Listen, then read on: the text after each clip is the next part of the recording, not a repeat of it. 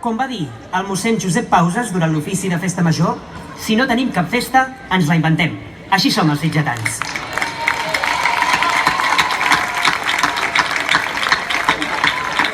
Autoritats, membres del foment de les tradicions catalanes, representants de les diferents entitats de la vila, pubilles i hereus sortints, pubilles i hereus entrants, pubillatge d'arreu de Catalunya, sitgetanes i sitgetans, amigues i amics tots, bon vespre.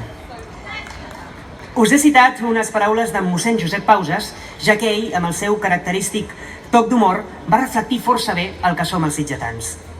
Som un poble que vivim intensament les festes, que ens prenem molt seriosament les tradicions i que volem que tota Catalunya sàpiga de nosaltres.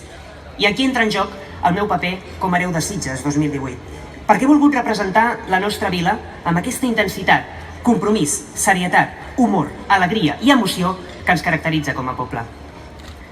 Tot just fa un any, avui era dijous. Cap a aquestes hores de la nit, tots els meus companys de viatge i jo ja havíem fet l'examen per ser pubilla i hereu i estàvem acabant de sopar a la meva entitat, la Penya Barcelonista. Ells van ser qui em van donar l'oportunitat de ser el seu representant i sense ells jo avui no estaria aquí. Així que moltes gràcies.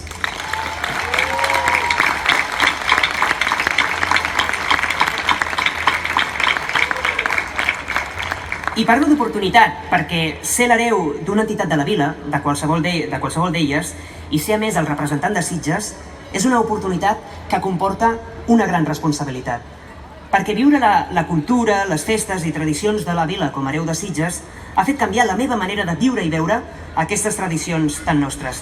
I segurament estic caient en lo típic, però és que és veritat, ha estat així. Hi ha hagut actes que no els havia vist mai, que no els havia vist mai des d'aquesta perspectiva, com pujar a un cotxe d'època, navegar per la costa sitgetana a la barqueta de la Verge del Carme o presentar la cloenda del Corpus. I no sabeu com d'agraït n'estic d'haver-ho pogut viure.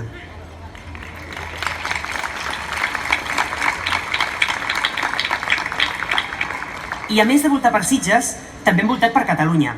Hem provat els famosos canelons de Vià, hem visitat els espectaculars jardins Artigues de la Pobla de Lillet, hem vist els gegants articulats de Raïmat, uns gegants que movien braços, la pròpia cara, et picaven l'ullet, i també hem estat a un munt de pobles més coneixent la seva identitat i trets característics. I clar, viatjar per Catalunya representant Sitges m'ha obert tot un món, perquè jo sempre m'he considerat una persona curiosa, i conèixer, viure i veure els costums, la cultura i les tradicions d'altres pobles i entendre el perquè de cada acte, per què es fa això i no allò, o per què es fa d'aquesta manera i no d'una altra, doncs, ostres, m'ha omplert moltíssim i m'ha fet sentir que estàvem en complicitat construint país. I tot això no ho podria haver viscut en millor companyia. Així que m'agradaria tornar ara un moment, el dijous dia 13 de setembre del 2018, us he explicat abans, estàvem de sopar a la meva entitat després de fer l'examen de pubilla i hereu. Com sabeu, encara no sabíem qui sortiria la nit següent, evidentment, però la meva amistat amb l'Ona, amb qui seria després la pubilla de Sitges i que no ens coneixíem d'abans, va començar aquella nit. I sabeu com va començar?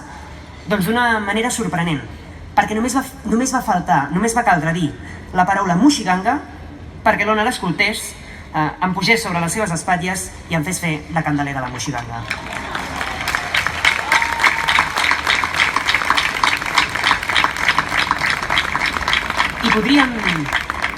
I podríem dir, fent memòria ara, que així va començar el viatge, perquè jo sempre he pensat que tot passa per alguna raó, res passa perquè sí, i que aquella nit féssim de candeler a l'Ibaix segurament era una premonició de la responsabilitat que anava a caure sobre nosaltres aquell 14 de setembre.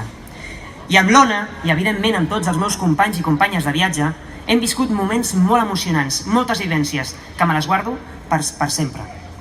I trobaré a faltar molts instants, com quan anàvem a un acte i traiem el somriure dels nens, de les iaies, del públic en general, quan la gent ens recordava que ja se'ns acabava l'any i encara ens faltaven 8, 5, 3 mesos perquè arribés el dia d'avui, quan ens preguntaven a què hora bailáis i els havíem de dir que no bailamos. Però també us he de dir que la 5a vegada que t'ho pregunten dius que a les 5 de la tarda hi tirem milles. Però només ho he fet una vegada i era perquè realment anàvem a ballar la sardana de l'alcalde. En definitiva, que trobaré a faltar tots aquests moments i molts més, però no us els explico perquè, ja sabeu, amb el que m'agraden a mi els micros, no acabaríem ni demà.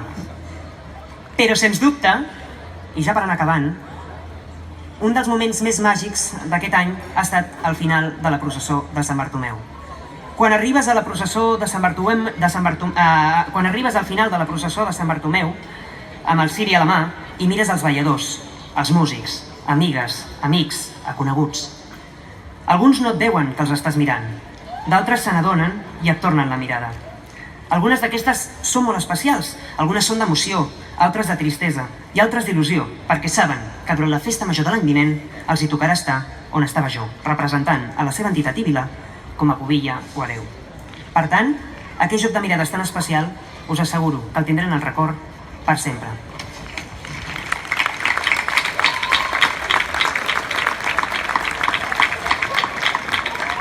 Per això, pubilles i hereus del 2019, veient la il·lusió en què us presenteu avui, estic segur que la cultura, les tradicions, els sitgetans i les vostres entitats no tenen de què preocupar-se.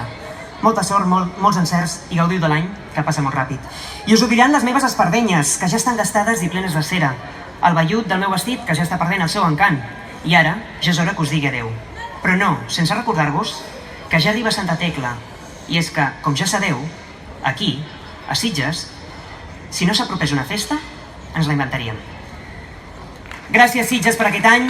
Gràcies de tot cor per tot. Visca Sitges i visca Catalunya.